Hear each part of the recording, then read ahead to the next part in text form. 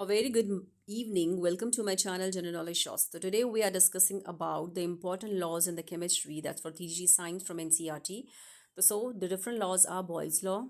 First one is Boyle's law. The second one is Charles' law. The third one is Gay-Lussac's law, and the fourth one is Avogadro's law. And the fifth one is ideal gas law. So these are the important laws which have been asked in the exams, and they are very important. So let's discuss. And daily I'm sharing my important science regarding for the TGT and the PGT science topics in my shorts or in my post. Please you go through it.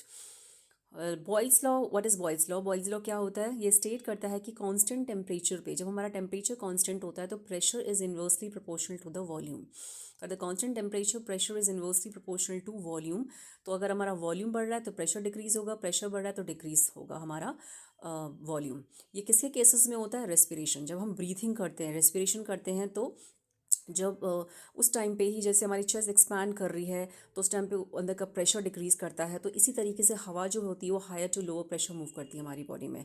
तो it's very very important the case of breathing and respiration. Example of Boyle's law, very very important, and the formula is very very important. What states that? Boyle's law क्या state करता है? बहुत बहुत important है. Now the second one is Charles law. Volume of a gas is directly proportional to the temperature. जो volume है gas का वो डायरेक्टली प्रोपोर्शनल है किसके? टेम्परेचर के. When the pressure is constant. जब हम प्रेशर को कांस्टेंट रखते हैं तो volume is directly proportional to the temperature. For example the hot air balloons rises. तो वॉल्यूम जैसे ही टेम्परेचर बढ़ता है तो उसका वॉल्यूम भी बढ़ता है और राइज करता है. तो volume for gas is directly proportional होता है टेम्परेचर के जब हम प्रेशर को कांस्टेंट रखते हैं. Example is when a hot air balloon rises up. The next one is Gay-Lussac's law. Pressure is directly proportional to temperature. In Gay-Lussac's law, the pressure जो होता है वो directly proportional होता है किसके? temperature के. Very very important that the pressure is directly proportional to the temperature.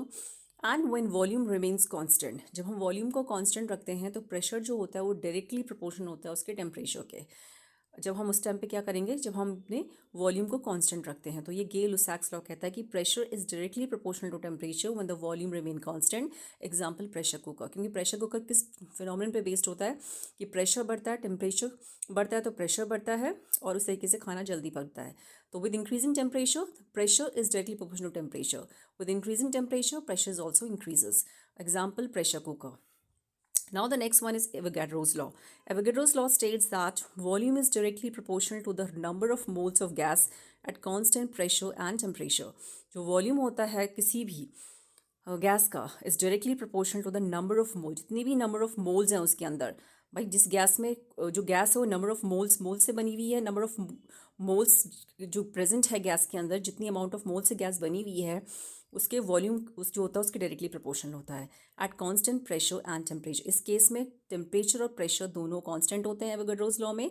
And volume is directly proportional to the number of moles of gas. The volume directly proportional to number of moles of gas. The last but not the least, ideal gas law state that PV is equal to nRT. So PV is equal to nRT is a formula for the ideal gas law, where the T is a temperature in Kelvin. Standard temperature हम Kelvin में लेंगे. Ideal gas constant होता है R. N is a number of moles of gas, and PV is equal to pressure and volume of a gas. It's very very important. PV is equal to nRT is the ideal gas law, and they are the important laws. And what is the standard temperature and pressure? So it's very very important regarding the NCERT. So thank you.